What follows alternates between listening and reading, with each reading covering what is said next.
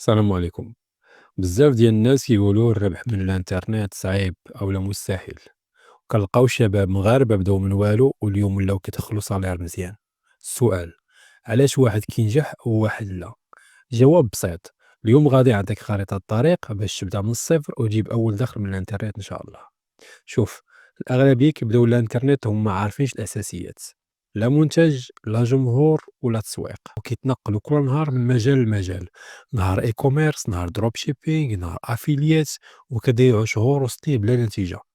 حاجة أخرى وهي السرعة، كلشي بغا يوصل بالزربة، كلشي كيقلب على الوصفة السحرية، ولا كورس أو فيديو كيفاش دير مليون في أسبوع وبلا رأس المال.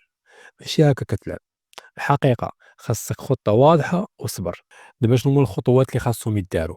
الخطوة الأولى، غادي تتعلم مهارة وحدة تكون مطلوبة، انت والميول ديالك: مونتاج، إدارة صفحات، كتابة محتوى، تصاميم، وكلشي كاين فابور غتقلب غتلقى.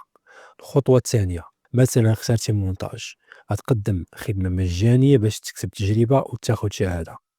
الخطوة الثالثة، دابا غادي دوز لأهم مرحلة اللي غادي تحدد واش غتكمل أولا غتوقف، وهي التسويق. غادي تصاوب بورتفوليو بسيط يكون فيه صور، فيديوهات، وتبين الخدمة تاعك.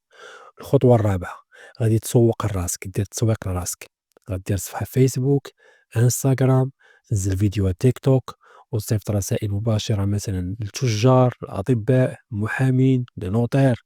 دابا شنو المجالات اللي خدامين؟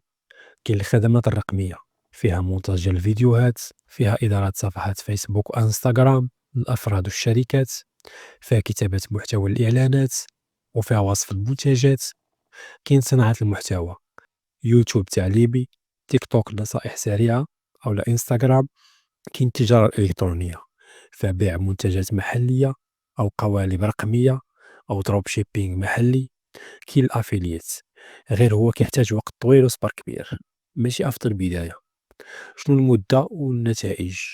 باش نكونوا واضحين، من الشهر الأول حتى ل3 شهور تقدر تشوف أول دخل ليك ما بين 1000 درهم حتى ل3000 درهم. من الشهر السادس وأنت كتلعب صح تقدر توصل حتى ل10,000 درهم أو أكتر. دابا شوف شنو هما الأخطاء اللي خصك تبعد منهم.